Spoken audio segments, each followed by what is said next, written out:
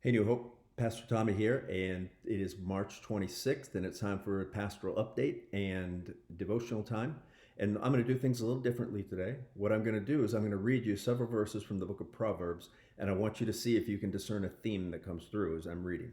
So, here we go. So, from Proverbs 12:15, the way of a fool is right in his own eyes, but a wise man listens to advice.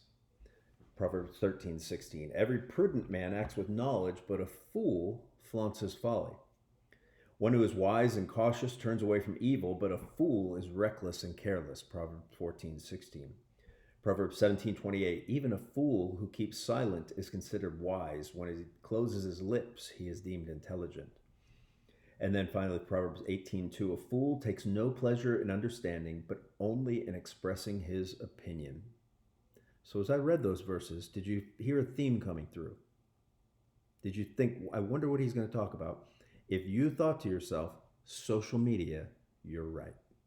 In other words, one of the great benefits of having social media during a time like this, when we're experiencing a pandemic, is we can connect with people. One of the downsides of it is our connections are either going to encourage us and make us more hopeful and more thoughtful, or they are going to communicate to us this sort of virus of anxiety.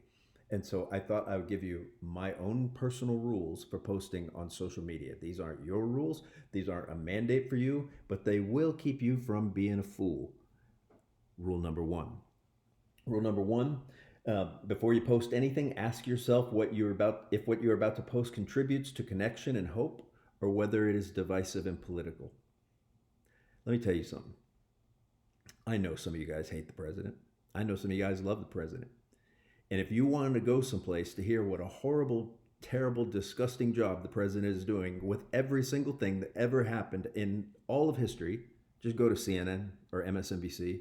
And if you want to hear what an awesome president he is and how he is probably the best president since George Washington, I mean, probably better than George Washington, go to foxnews.com. You don't need to post it on Facebook because you're not going to change anyone's opinion anyway. Rule number two. Don't post anything unless it's funny or heartwarming or helps folks connect to me. In other words, one of the blessings of social media, I think, for me at least, I went years without hearing anything from most of my Ranger buddies because I was in a Ranger battalion before the internet even came out. And then suddenly we're all connected with Facebook, and it really has been awesome for me. And there are things, I'm on pages where I get to hear things that probably the rest of you guys would find unsavory, but that's fine. They're my friends, and it's our group. All that to say, when you're posting something, ask yourself: am I actually? Are people getting to know me better because of this? Now, maybe they're getting to know that you're cynical and hilarious, which some of you are, but it doesn't have to always be snarky and political. Number three, if you feel the need to post political stuff, join a group dedicated to that, right? Never Trumpers dot something or other, or Facebook group for those who think Trump's an idiot. Whoever, join a group and post there all you want. Then we won't have to see it. Number four, this is the last one.